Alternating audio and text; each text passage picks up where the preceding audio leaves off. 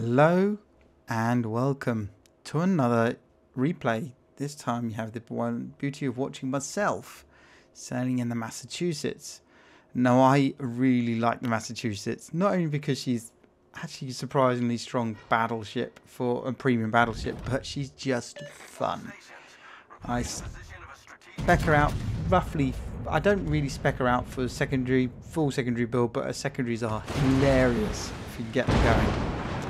And today I am on the west flank here, and it's me and this buffalo protecting this corner. Now the buffalo has dashed up ahead to try and get right behind that island. Really good move here because he's got the radar and he's protected by the island. I'm staying just deliberately outside of the edge of this island because I can provide a bit of spotting for him, and also I'm a target for the enemy. And I'm kind of in a battleship, so I can sort of take some damage. So, and oh bummer, there's also a Neptune there. So not only have we got the Soyuz, we've got the Brindisi, we've got the Neptune, all tier 9. And it's just us two protecting this flank at the moment. And I think it will be for the most of the time. And, whoa. Oh, look at that paddling opportunity. Look at that paddling opportunity. And I fluff it completely. I was so annoyed. I mean, you can't get much better than a literally broad-sided Neptune, thin armor, at less than 10 kilometers. Oh, but it does mean he's got torpedoes, and I do warn the Neptunes, say, be careful of torps. But he's popped his radar because he's done this smoke. And, oh, got a second chance at the cherry here. Do I get it twice? Look at that dispersion. But yes, yes I do. Getting a citadel, knocking the health right down for my friendly in the buffalo to do the deed. And there's the torps there as well. And I'm just ducking, moving forward and backwards, holding the position.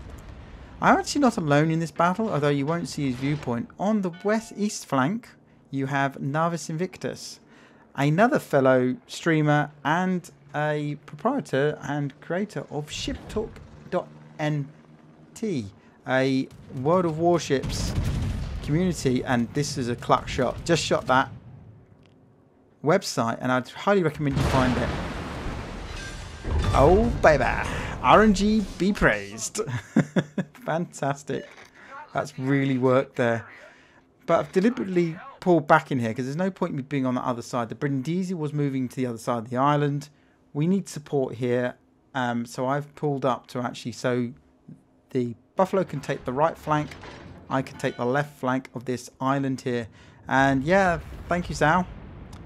Yeah, thank you, mate, for being way back there. Don't worry. We've got this. We've got this. We've taken one ship out. Maybe we can take the other two out.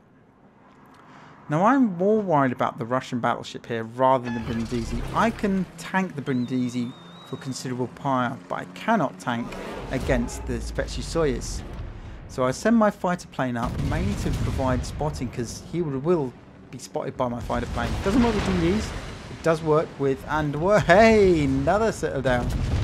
And sadly, my rear turret was the one aiming for that. So the Soyuz has made a move, and if I was in just a couple meters forward there, I would have got really hurt. But still, you see why he is my main threat rather than anybody else. I'll actually tell her it's a spotter plane, not my fighter plane. My mistake there. So another little pot shot at long range, because nothing better to shoot out. And this buffalo is pulling back, and I am pulling back as well because I'm expecting this guy to do a YOLO attack. Sadly, Navis has departed because the enemy team made a similar push on the other side. So, don't know if it was deliberate, but there was a nice little gameplay there. Push hard one side, push hard the other, and hopefully encircle the enemy. One side has been successful. This side is yet to be successful. But he is still isolated, but he can still do a lot of damage. So quite rightly, the buffalo has pulled back. Now pushing me up to do the damage. Now I am putting my life on the line here, and wow, another good hit. And I'm going to have to take the return shot. Ouch! But I can take one. But with the Zao and the Buffalo now turning away, repairing the damage. We're both aiming for him. He's now outnumbered 2-1. Doesn't know who he needs to shoot at. Buffalo's going for it. I'm getting attacked by the Brindisi now.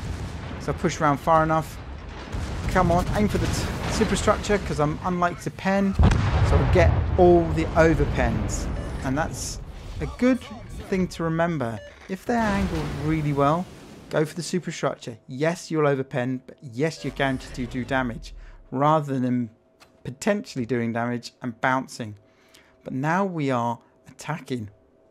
We're in the control of this engagement on this side, and we do need to push because our team is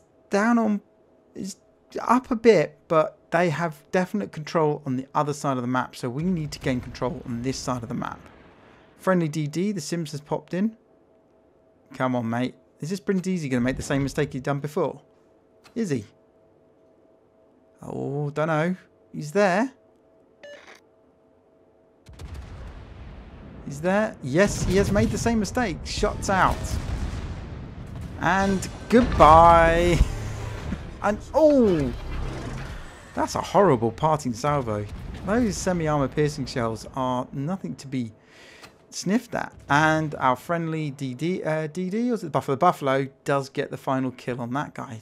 Brilliant work by him. Well done. Well played. So NavisInvictus, I've now got a little bit of time while I push round here. I can tell you a little bit about NavisInvictus' shiptalk.net. It's a community-run website he runs, and it's a really good stopping point for up-and-coming information. He also runs a podcast, the last one being on the submarine engagement, but I'd highly recommend you check it out because there's not that many pods out for World of Warships, and to have that much passion and that much time and dedication to do it is really worth it. So this is quite an interesting decision here. If you look at the mini-map, I know that there's two cruisers last spotted in the bottom right hand corner. Now I'm half expecting them to come round this side, and sure enough one of them does get spotted. Now I could have gone that way into the open water or backtracked towards the islands. I decided to backtrack towards the island because at the end of the day I'm not going to really win a long range HE slugging match. I'm much more alpha punch, get up close and personal. That's how I like to play the Massachusetts. The secondaries then get involved. You then don't have to worry too much about dispersion, which is not brilliant on this ship.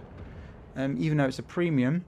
So you negate those two points and just use your health pool to really do damage. And sure enough, passing shots, you know, straddle that ship. Imagine if I was out in open water against him. Yeah, I've got a lot of ground to cover to catch up. So hence why I've pushed back towards B. Helps protect the cap, to be honest, but also means I am putting myself in a good position. Because, hello, there's an enemy Buffalo, and I am close, and he can't do diddly squat about it. He knows I'm coming, and all he can do is angle. That's all he can do, and sooner or later, I'll win that engagement, because I can go broadside with him, I can tank, he can't. More enough, I should win that engagement. He doesn't have torps, so brilliant. Time to get up close and personal. And hello, my friend. But he's also been hit very hard against the... Come on. Come on. Oh, he's bow tanking, but there's less targets. Shots out. Can find him individually here. And sure enough, punch straight through his bow armor. Oh, one more. And sadly, my friendly does get the damage. But hello, incoming torps. Oh mama. And there's a CV torpedo plane coming from the bow. Torps from the stern, torps from the bow. This could get entertaining. Oh, time to breathe in the battleship. Oh dear. Yep, this will... It's getting there. Oh, fantastic. Duck, dodge and rise. So yes, here we go. Last shot's out. No. Come on. I've got to turn away. This is where I am not good. HE spam just pouring from a DD, but thankfully a blind fire, epic blind fire, has done the deed. And this is pretty much the end of the match. Nothing really else happens. So I thought it was a really clean game, and it gave me a great opportunity to talk about the ship talk and NavisInvictus and his channel. Check him out in the description below. So let's moving on to the results screen. 108,000 points of damage, really nice clean game, and some lovely decision making I thought for my part, and just a shy under 2,000 base XP. So check out Ship Talk, check out his channel, and also like and subscribe, and I'll see you all on the next one. Goodbye.